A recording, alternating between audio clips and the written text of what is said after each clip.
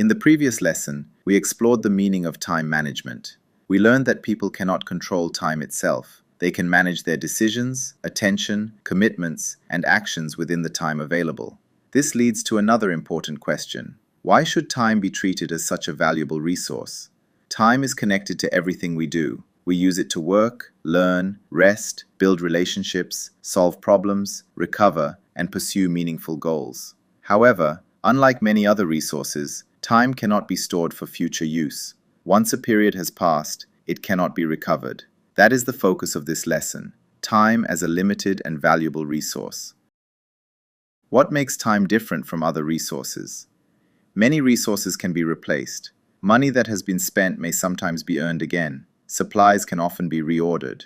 Information that has been lost may be found or recreated. Time works differently. An hour that has passed cannot be returned to you. You cannot borrow an unused hour from yesterday. You cannot place today's unused minutes into storage and collect them next month. Time also continues whether you are using it intentionally or not. It passes while you are working. It passes while you are waiting. It passes while you are avoiding a difficult responsibility. And it passes while you are doing something meaningful. This does not mean that every moment must produce a visible result. Rest, reflection, connection, and recovery can all be valuable. The important point is that time is always moving forward. A practical example, Priya's demanding shift. Priya Nair works as an emergency call coordinator in a public emergency dispatch center. Her role requires calm judgment, accurate communication, and careful coordination. During each shift, Priya must respond to urgent calls, record essential information, coordinate with emergency teams, update operational records, and prepare a clear handover for the person who will take over after her. One afternoon, several calls arrive close together. Priya focuses on responding to them and communicating the necessary information to the relevant teams. As the situation becomes busy, she postpones some of her documentation. "I will complete it later," she tells herself. She also delays preparing part of the handover summary because the end of her shift still seems far away. For a while, this decision appears reasonable. However, the shift does not become quieter. New calls arrive. A team requests updated information. An earlier record needs clarification. Another coordination responsibility requires Priya's attention. The period she expected to use later begins to disappear. Near the end of her shift, Priya still has several records to complete and important details to organize for the handover. She now has to work under greater pressure. She must remember information from earlier events while continuing to respond to current responsibilities. The next coordinator needs a clear picture of what has happened, what is still active, and what requires follow-up. Priya cannot return to the earlier part of the shift and use those minutes differently. That time is gone. The problem with assuming there will be time later. Priya's situation illustrates a common time management mistake. People often treat later as though it were an empty and unlimited period waiting for unfinished work. But later already has its own risks and responsibilities. A task postponed from the morning competes with the tasks that naturally belong to the afternoon. An activity postponed from one day competes with the responsibilities of the next day. The future is not an empty container. When Priya delayed the documentation, she was not removing the work. She was transferring it into a later period whose demands were still unknown.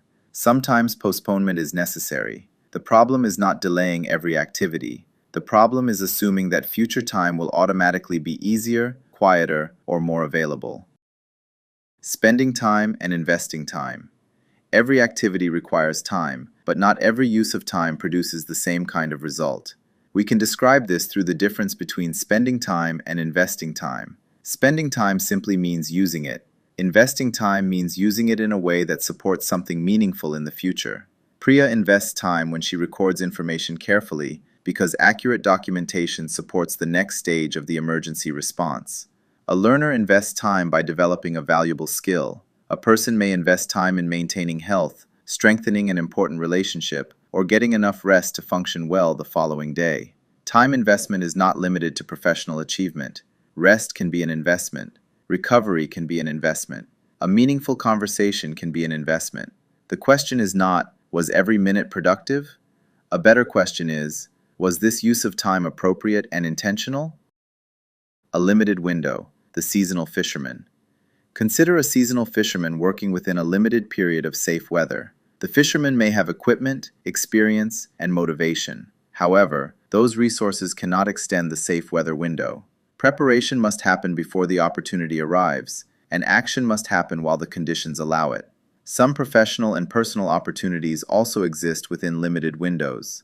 A conversation may need to happen before a decision is made.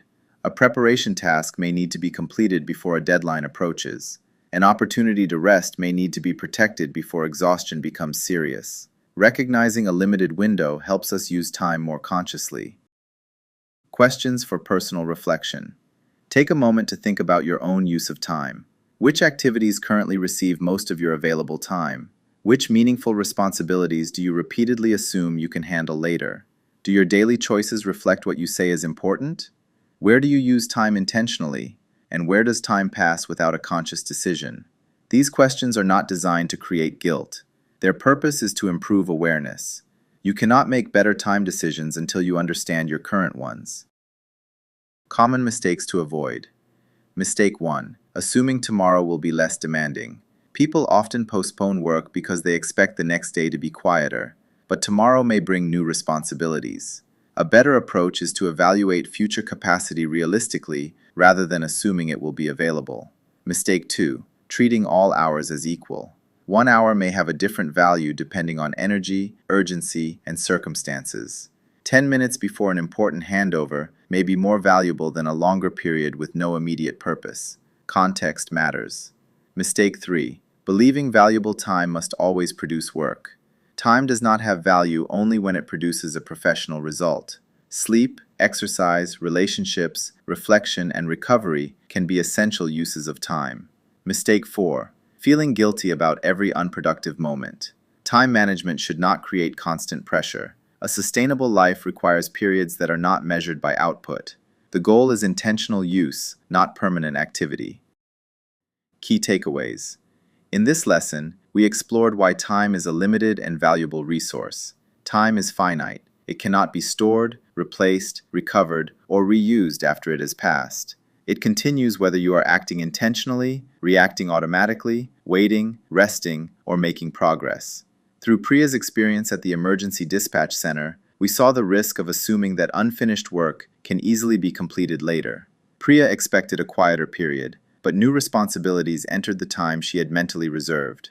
We also examined the difference between spending time and investing it. An intentional use of time may support work, learning, health, relationships, rest, or recovery.